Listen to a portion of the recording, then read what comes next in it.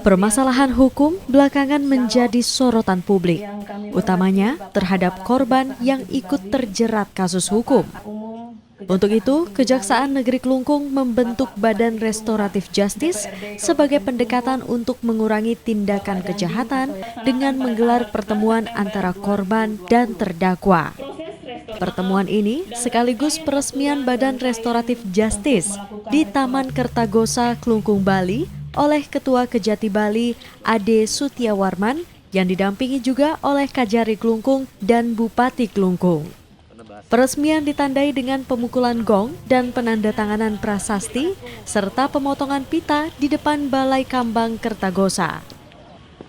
Kajati Bali Ade Sutiawarman mengatakan restoratif justice memiliki dasar hukum peraturan Jaksa Agung.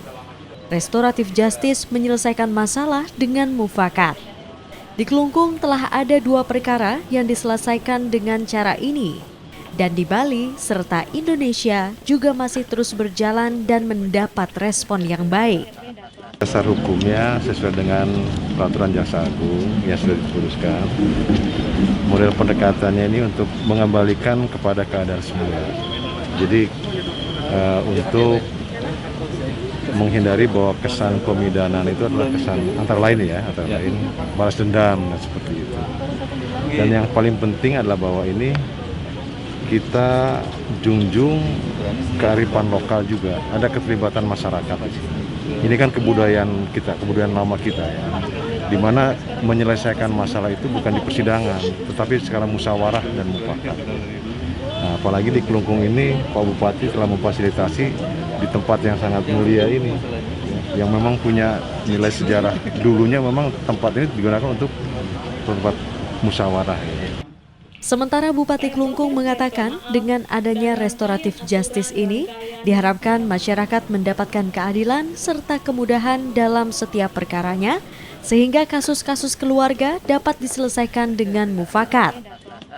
Ya, nanti kita bisa memisahkan kapan pariwisata, kapan ketika ada kegiatan restorasi justice di sini tentu kita bisa pilah ya, bahwa pada saat kan tidak terus-menerus kan, sewaktu-waktu saja. Nah, pilihan tempat ini pun sudah kita pikirkan matang-matang, baik-baik sesuai dengan sejarahnya dan strategis tempatnya.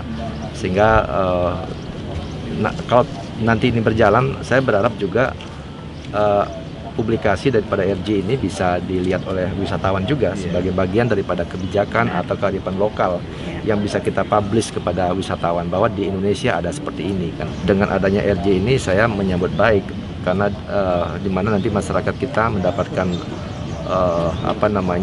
kemudahan-kemudahan terutama bagi mereka yang selayaknya memang pantas bisa dilakukan perdamaian secepatnya, sehingga prosesnya tidak sepanjang apa yang terjadi kemarin dan mungkin prosesnya bisa diperpendek nanti Pak itu.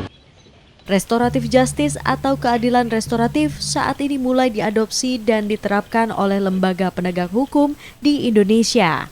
Selain mendapat putusan hukum yang adil dan seimbang bagi korban dan pelaku, prinsip utama dalam keadilan restoratif adalah penegakan hukum yang selalu mengedepankan pemulihan kembali pada keadaan semula dan mengembalikan pola hubungan baik dalam masyarakat. Budi Krista, Kompas TV, Klungkung, Bali.